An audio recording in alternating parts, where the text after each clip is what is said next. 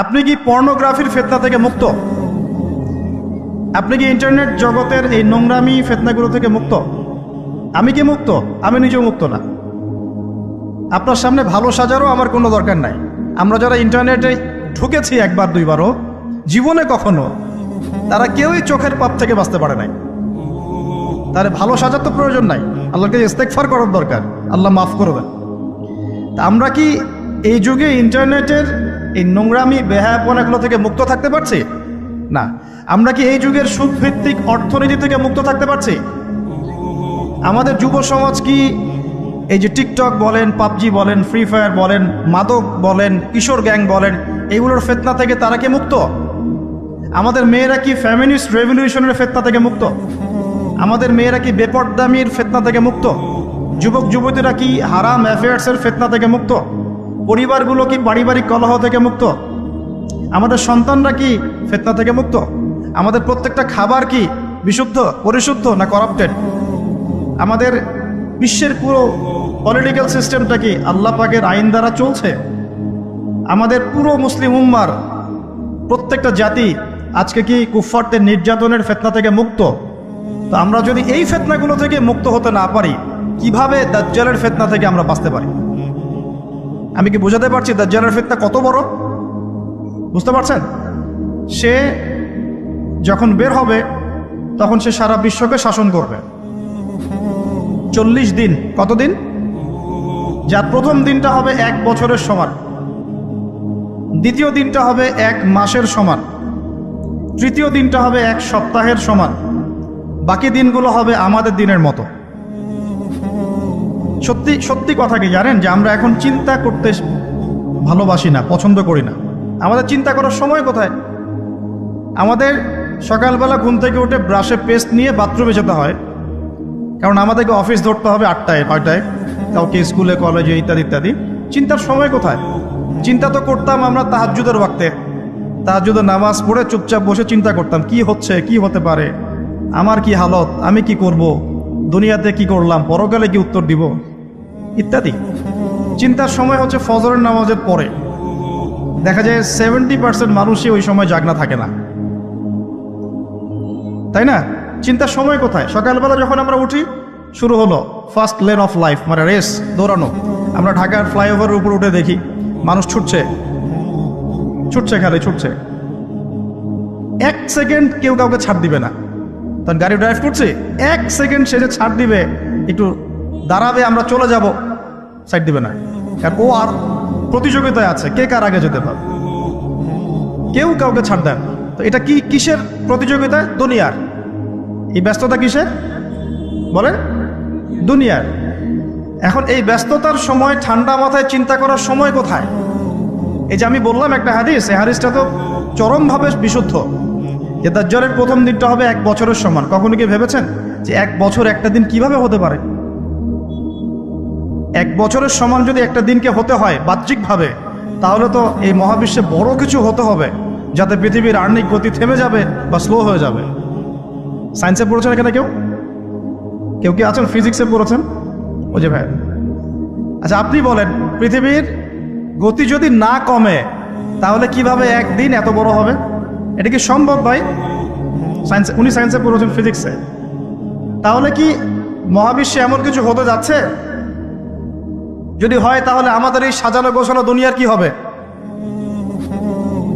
আরো চিন্তা করি, নাকি এর অন্য কোনো ব্যাখ্যা আছে, যে ব্যাখ্যা আমি জানি না?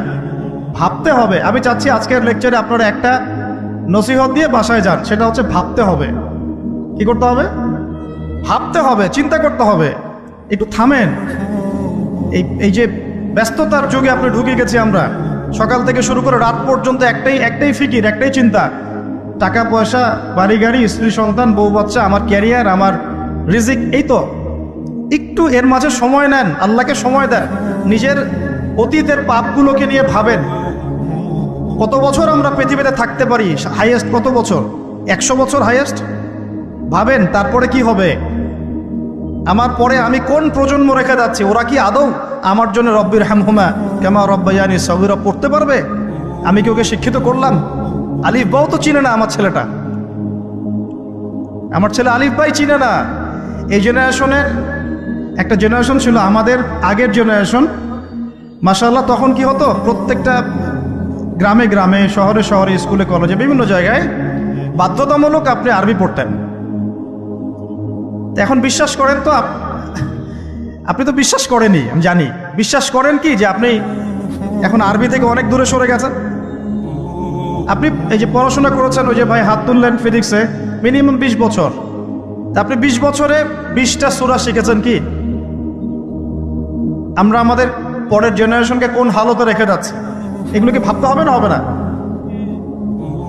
আলী ইবনে আবি তালেবের একটা কথা বলি, তাহলে আপনি বুঝবেন। আলী ইবনে আবি তালেবের নাম কি শুনেছেন আপনি? শোনা উচিত ছিল। তারা আপনার আইডল। মেসি নেইমার আপনার আইডল নয়। মেসি নেইমার সৌদি আরবের আইডল। কিসের আইডল? আমাদের আইডল নয়।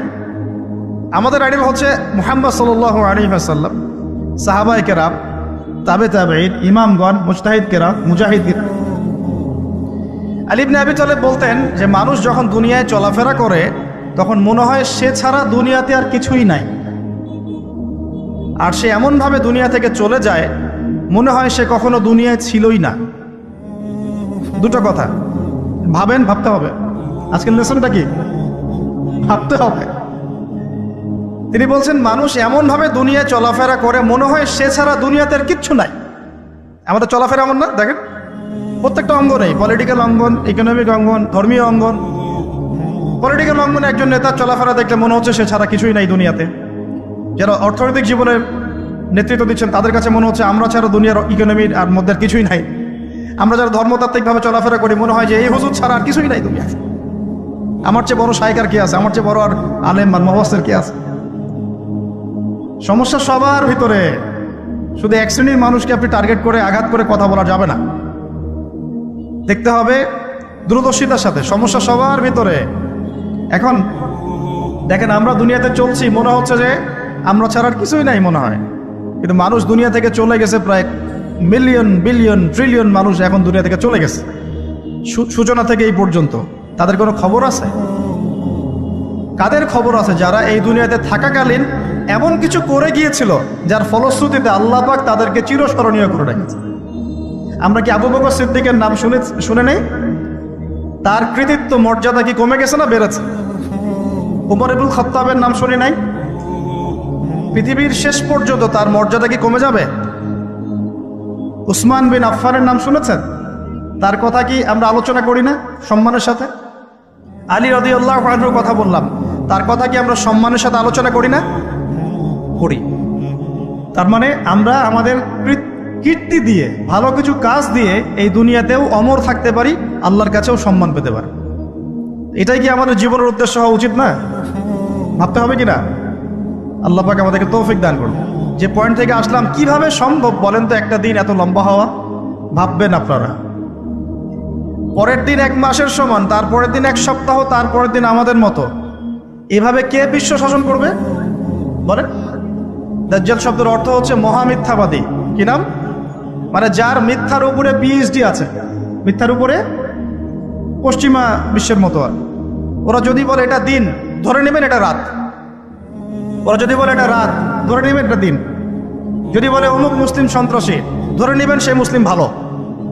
যদি বলে অমুক মুসলিম খুব ভালো, খুব ভালো, ধরবে, বুঝে নেবেন এর ভিতর কোনো সমস্যা আছে। ওদের পিএইচডি আছে মিথ্যার উপরে। আর মাসিহুদ দাজ্জাল সবচেয়ে বড় মিথ্যাবাদী। দাজ্জাল মানে মহা প্রতারক, যে আপনাকে এমনভাবে প্রতারিত করতে পারে যার খবর হদিস আপনি পাবেন। আমরা আস্তে আস্তে আসতেছি দাজ্জাল এবং তার সাথে বর্তমান সভ্যতার কি সম্পর্ক, এবং সামনে কিভাবে সে বিশ্বটাকে শাসন করতে পারে, এবং এর সাথে বর্তমান জেরুজালেম ইস্যুটা খুব গভীরভাবে সম্পৃক্ত আছে। মনোযোগ একটু ধরে রাখতে হবে। সে বিশ্বকে শাসন করবে। এখন আমাকে বলেন, আমার দিকে তাকান, আমাকে বলেন, একজন ব্যক্তি যদি বিশ্বকে শাসন করতে চায় তার অনুসারী লাগবে কি লাগবে না? একা একা একজন ব্যক্তি বিশ্ব শাসন করতে পারে? ও আচ্ছা, দাজ্জাল কি মানুষ না জিন নাকি? দাজ্জাল কে? এটা ফেরেশতা নাকি জিন না মানুষ? কি? এটাও একটা প্রশ্নের বিষয়। কিভাবে? দেখুন, আল্লাহর নবী সাল্লাল্লাহু আলাইহি ওয়াসাল্লাম বলছেন, নূহ আলাইহিস সালামের সময়ও নূহ আলাইহিস সালাম তার কওমকে দাজ্জাল সম্পর্কে সতর্ক করেছেন। তার মানে পৃথিবীর সূচনা থেকে সে পৃথিবীতে ছিল এবং সে বের হবে শেষ জামানায়, এবং বের হয়ে সে তার অনুসারীদেরকে নিয়ে বিশ্বটাকে শাসন করবে। তার মানে অনেক লম্বা একটা হায়াত সে পেয়েছে। কোন জাতি এত লম্বা হায়াত পায় বলেন তো? কোন জাতি মানব জাতিকে এত লম্বা হায়াত পায়? একটা মিস্টেরিয়াস ক্যারেক্টার দাজ্জাল। সে কি? তারপরে দেখুন নবী সাল্লাল্লাহু আলাইহি ওয়াসাল্লাম একটা হাদিসের মধ্যে বলেছেন যে তাকে ওই তামিম দারির ওই দ্বীপে বন্দি করে রাখা হয়েছে। আপনারা হাদিসটা জানেন? অনেকে জানেন। দ্বীপে বন্দি থাকা অবস্থায় তাকে সাহাবীরা দেখেছেন অনেক বিশাল আকৃতিতে, ঠিক আছে? এবং সাহাবীদেরকে সে প্রশ্ন করছিল, তামিম দারিকে প্রশ্ন করছিল যে বাইসানের খেজুর বাগানে খেজুর কি ধরে? বলে হ্যাঁ ধরে। সে বলছে অচিরেই আর ধরবে না। তারপরে বলছে তাবারিয়া হ্রদে কি পানি আছে? সাহাবীরা বলছেন আছে। বলছে অচিরেই পানি থাকবে না। তোমাদের ওই উম্মি নবীর কি খবর? সাহাবীরা বলছেন যে তিনি মক্কা থেকে মদিনায় হিজরত করে এসেছেন, বদরের যুদ্ধ হয়েছে, বালতির মতো তার অবস্থা, একবার এদিকে পাল্লা ভারী হয় একবার এদিকে পাল্লা ভারী, মানে বদরে জিতেছেন, উহুদে বিপর্যস্ত হয়েছেন। তখন এই ব্যক্তি বলছে যে তোমাদের জন্যে উত্তম হবে ওই ব্যক্তির অনুসরণ করা। দাজ্জাল এই কথা বলছে, তোমাদের জন্য উত্তম হবে ওই উম্মি নবীর অনুসরণ করা। সাহাবীরা জিজ্ঞাসা করছেন আপনি কে? তো সে বলছে যে আমি হচ্ছি দাজ্জাল, আমি হচ্ছি দাজ্জাল। আমাকে অচিরেই এখান থেকে মুক্ত হওয়ার অনুমতি দেয়া হবে, তখন আমি এই পৃথিবীটাকে শাসন করব। তো এখানে সাহাবীরা দেখে আসছেন, যারা দেখে আসছেন তারা পরে ইসলাম কবুল করেছেন। তখন তারা মুসলিম ছিলেন না, খ্রিস্টান ছিলেন। কথা বুঝতে পারছেন? আর এখানে আমরা তাকে একটা বিশাল দেহি দেখলাম, শিকল দিয়ে বন্দী। আবার নবী সাল্লাল্লাহু আলাইহি ওয়াসাল্লাম একদিন মদিনার মধ্যে উমর রাদিয়াল্লাহু আনহুকে নিয়ে হাঁটছেন, সহিহ মুসলিমে আছে। খবর পাওয়া গেল যে মদিনায় একটা যুবক ছেলে আছে, ইহুদি মায়ের সন্তান একটা যুবক ছেলে, যার চুলগুলা কোকড়ানো, চোখটা একটু ফোলা, যার আলামতগুলো দাজ্জালের সাথে মিলে যাচ্ছে। তখন নবী সাল্লাল্লাহু আলাইহি ওয়াসাল্লাম ওমর ইবনুল খাত্তাবকে নিয়ে ওদের বাসায় গেলেন। দেখলেন খেজুর বাগানে সে বসে আছে। মনোযোগ দিন। এবার নবীজি গিয়ে বললেন যে তুমি কি দেখো? সেই ছেলেটা বলছে আমি আরশ দেখি। আরশ বোঝেন? সিংহাসন। কোথায় তোমার আরশ? সেই ছেলে বলছে পানির উপরে। কোথায়? পানির উপরে। নবীজি বলছেন তুমি তো তাহলে শয়তানকে দেখো। নবীজি বলছেন তুমি কি বিশ্বাস করো যে আমি শেষ নবী? সেই ছেলে বলছে আপনি কি বিশ্বাস করেন যে আমি নবী? কি বুঝতে পারছেন কথা আমার? নবীজি বলছেন তুমি কি বিশ্বাস করো যে আমি শেষ নবী? সেই ছেলে বলছে আপনি কি বিশ্বাস করেন যে আমি নবী? উমর রাদিয়াল্লাহু আনহু তরোয়ালের খাপ খোলা সারা।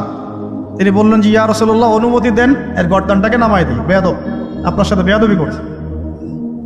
তখন নবী সাল্লাল্লাহু আলাইহি ওয়াসাল্লাম বললেন দাআহু ইয়া ওমর, তাকে ছেড়ে দাও। যদি সে সত্যিকার অর্থেই দাজ্জাল হয়ে থাকে, তুমি ওমর তাকে হত্যা করতে পারবে না।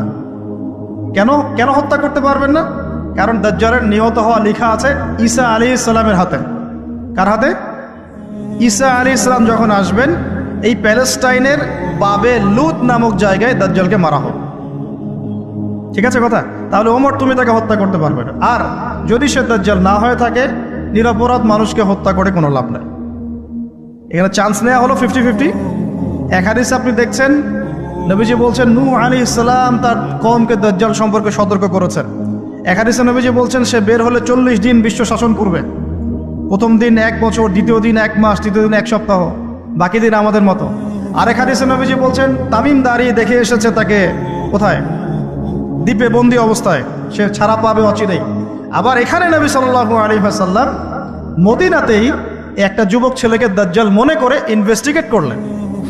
আপনার কাছে কি সাবজেক্টটা সহজ মনে হচ্ছে না কঠিন? খুব সহজ কি না কঠিন? চিন্তা করতে হবে কি হবে না? এতই জটিল একটা ক্যারেক্টার।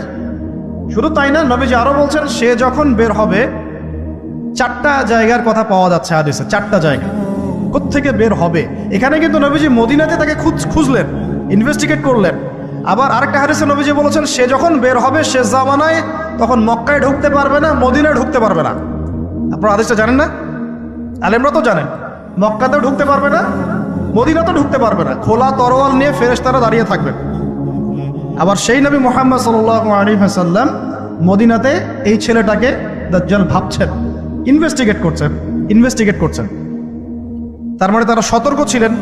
এই ছেলের নাম ছিল ইবনে সাইয়্যিদ। কি নাম? ইবনে সাইয়্যিদ, নাম মনে রাখবেন। এও একটা বিস্ময়কর ক্যারেক্টার। আবার সেই নবী সাল্লাল্লাহু আলাইহি ওয়াসাল্লাম বলেছেন শেষ জামানাতে দাজ্জাল বের হবে খোরাসান থেকে। কোন জায়গা? খোরাসান। খোরাসান বলতে কোন জায়গা?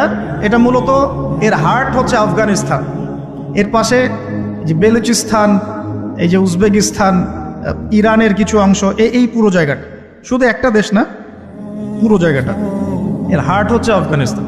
খোরাসান থেকে বের হবে। আরেক হাদিসে নবীজি বলছেন সে ইস্পাহান থেকে বের হবে। কোন জায়গা? ইস্পাহান এখন ইরানে। ভৌগোলিক বিষয় যখন তখন চেঞ্জ হয়ে যায়, হয় কি না? আগে কি ইরাক ইরান এরকম পার্ট ছিল? আগে কি এভাবে এই 52টা দেশের ভাগ ছিল? লেবানন, জর্ডান, সৌদি আরব, ইরাক ইরান এরকম ভাগ ছিল না? এক অঞ্চল ছিল শাম, একটা হেজাজ, একটা নাজদ, এরকম আর কি ভাগ ছিল। তো এটা চেঞ্জ হয়। ওই হাদিসে আসছে ইস্পাহান থেকে একটাতে, আরেকটাতে আসছে ইরাক এবং শাম। শাম বলতে বোঝাচ্ছি এই পুরো প্যালেস্টাইন, লেবানন, জর্ডান, পুরো অঞ্চলটাই শাম। আর ইরাক তো আপনারা জানেন।